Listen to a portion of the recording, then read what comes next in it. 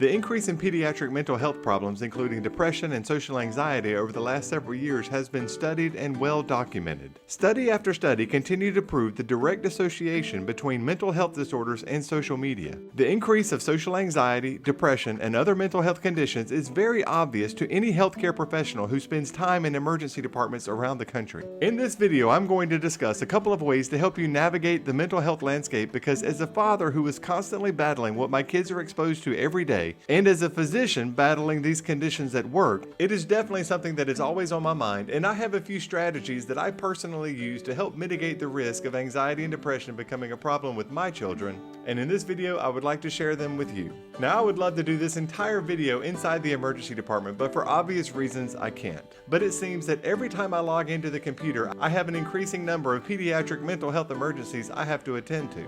And interestingly enough, my thoughts on how to approach this with my kids came to me in a completely different environment than the healthcare setting. I actually had this epiphany when I was dropping my daughter off to her tennis clinic a few months ago. And the reason I want to make this video now is because of a behavior I saw last week during my family's vacation at Walt Disney World. I was standing in line with my daughter to ride the new Guardians of the Galaxy ride at Epcot. And by the way, if you have a chance to ride that ride, so good. We have it contained.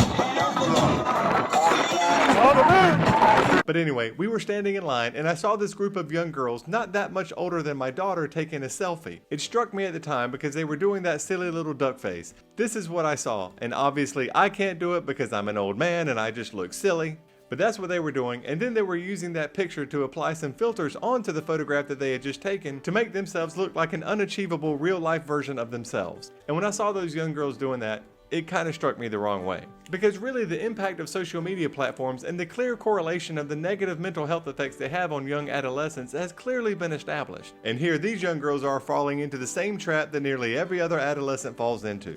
So getting back to the tennis camp epiphany. I heard the coach giving the kids a pep talk, and to poorly paraphrase, it went something like this. Basically, he was talking about when the players were playing doubles and one of their partners made a mistake on the court, the partner of the player who made the mistake, whether they didn't get to the ball in time, whether they shanked it or hit it out of bounds, would almost universally provide words of encouragement such as, "Don't worry about it, we'll get it next time, we're still going to win the match." But what the coach so interestingly observed was when that same partner who was used to offering words of encouragement was playing in a singles match, and when they made a mistake, instead of offering words of encouragement to themselves, they were often down on themselves, oftentimes screaming under their voice, "Why didn't you get that ball?" or "I should have gotten it," or "There's no way I'm going to win now." Just a continual barrage of self-deprecating statements. And then the mind-blowing statement. The coach looked at the players in their eyes and said they need to get into the mindset of supporting themselves as much as they support their partners. And while in the context he was clearly talking about tennis, when I heard that, it was such a profound moment when I realized how clearly that applies to life in general. Somewhere along the lines we forget, or maybe we aren't taught well enough,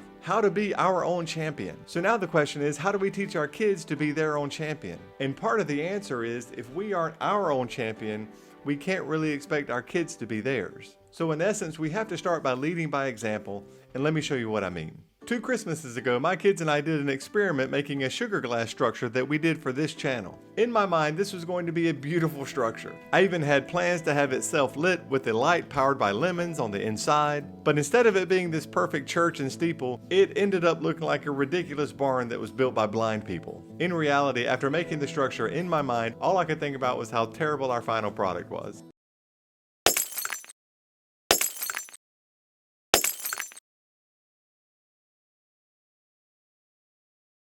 And how completely different it looked to what I had envisioned us making in my mind. But the reality of the situation was I had never done that experiment before. I am not a chef, I am not an artist. There was really no reason for it to come out the way I had envisioned. But instead of realizing that and supporting my effort, I was pretty down on myself. And more importantly, I was down on myself in front of my children. So how can I expect my kids to be confident and support themselves if I am not realizing that the effort, the fact that I learned something, the fact that we got to spend time together as a family, far outweighs what the final product looks like. So when I heard our tennis coach make those remarks a few weeks ago, I immediately thought about the time we spent making the Christmas structure. And it was a pretty big realization in how I should have acted instead of how I did act. Let's get back to the girls in line at Epcot taking the selfie. They were clearly emulating behaviors that other celebrities and social media influencers do on a regular basis. And while these people are pretty good at making it look like these behaviors are real life, it's not. It's just not.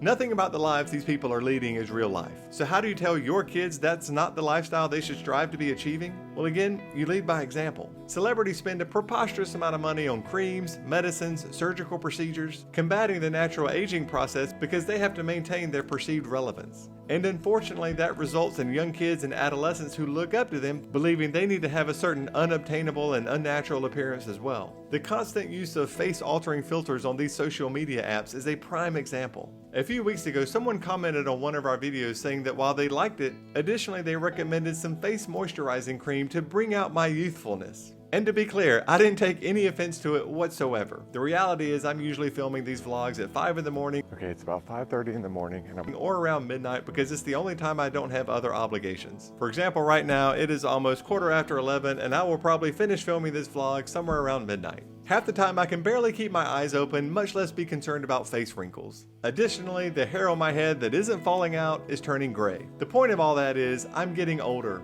and what comes with getting older is looking older. It's natural and it's a part of life. I could get hair plugs like other celebrities, or I could dye my hair, do many things to make myself look younger. But again, if I'm not happy with myself and my body and what is natural, how can I expect my kids to have that same level of confidence in their bodies and not feel the need to put body or face altering filters on the pictures that they take? I am definitely not trying to virtue signal here. But our children somehow or another need to be taught that what the celebrities are doing online are doing so only so they can continue to be popular, which is their source of income. It's their job, but it doesn't reflect real life. And that's the lesson our kids need to be taught. So to bring this all home, how do you approach pediatric mental health? You do it together as a family. If you can encourage your kids to be their own champion, have self-respect, encourage themselves and give themselves positive reinforcement, it will have incredibly positive impacts on their life and significantly decrease their need of acceptance from others. And the best way to do that is to lead by example. And that means for you as a parent, to be your own champion. Be proud of who you are. Understand that who you are is more than good enough for your kids. Obviously, talking to your kids about all of this is of utmost importance as well. But if they see you walking the walk in addition to talking the talk, that conversation will go much easier. It's not lost on me that I'm telling people about the horrors of social media and then posting that vlog on a social media account. But just like everything, moderation is key, and just being there with your kids and trying to teach them that who they are is exactly the person they need to be. So with that being said, have a great day everybody, and I'll see you next week.